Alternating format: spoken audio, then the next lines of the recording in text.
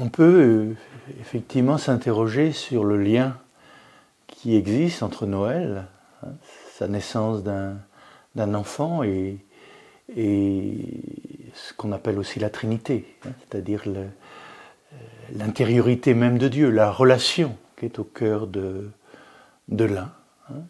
Et là, ça me fait penser à un sermon de Tolaire, qui est très célèbre, qui dit qu'au moment de Noël, on célèbre 3 grandes naissances. La naissance du Verbe au cœur de la Trinité, dans le sein du Père, la naissance du Verbe dans la chair, dans la matière, dans l'humanité que nous sommes, et la naissance du Christ en chacun de nous. Ça fait 3 naissances qui n'en sont qu'une.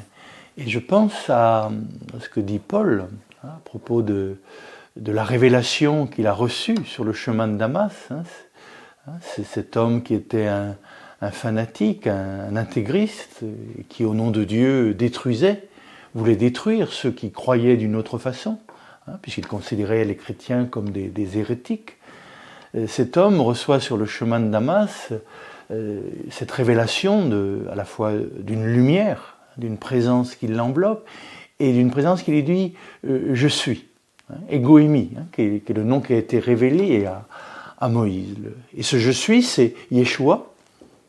Yeshua, c'est-à-dire celui qui respire au large, Yesha en hébreu, c'est-à-dire celui qui te libère, c'est le sauveur. Et c'est celui aussi que tu persécutes, c'est celui que tu ne reconnais pas. Et dans un autre passage, il dit que la grâce qu'il a reçue, c'est la révélation du Fils en lui. Et là, ça rejoint votre question. C'est-à-dire, ce qui naît en nous, c'est une relation. C'est une filiation.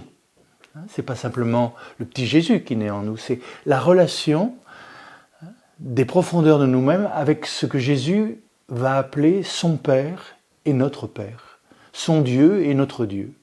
C'est-à-dire que Noël, c'est la naissance d'une intimité de l'être humain avec l'être divin, avec l'être qui le fait être. Et cette intimité, c'est l'esprit. C'est-à-dire que ce qu'on appelle la chute originelle ou la catastrophe originelle, c'est la perte du Saint-Esprit. C'est-à-dire que nous avons perdu l'esprit de filiation. Nous ne savons plus que nous sommes des fils et des filles de Dieu. Nous nous prenons pour des êtres humains, plus ou moins heureux, malheureux, en tout cas mortels. Nous avons oublié notre filiation divine. Et ce que le Christ vient nous rendre, c'est notre Saint-Esprit. Nous avons non seulement un psychisme, un esprit humain, un nous, mais nous avons aussi un pneuma, un Esprit Saint. Et c'est cet Esprit Saint qui, en nous, dit « Abba », « Aoum », en araméen, « Aoum », « Aoum Dushmaya », « Netkadashma », vous vous rappelez du Notre Père. Donc c'est l'Esprit qui nie en nous « Abba ». Et c'est le signe que nous sommes enfants de Dieu. Et qu'est-ce que c'est que Noël pour nous ? Eh bien effectivement, c'est la naissance d'une relation nouvelle avec l'être qui nous fait être. Ce n'est pas une relation de cause à effet, nous ne serions que les effets impersonnels d'une grande cause première, c'est ce que pensait Aristote, ce premier moteur immobile, d'où naissent tous les mouvements, et nous sommes les effets de cette cause.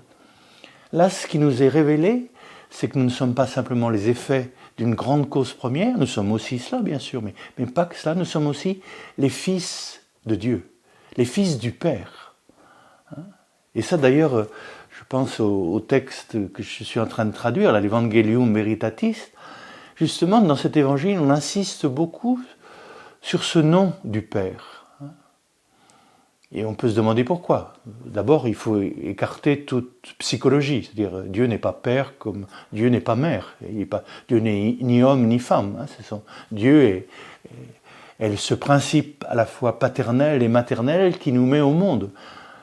Mais ce qui nous est dit là, c'est que la relation avec l'être n'est pas qu'une relation impersonnelle, causale, la relation de cause à effet, mais c'est une relation filiale, c'est-à-dire une relation d'intimité, une relation d'amitié.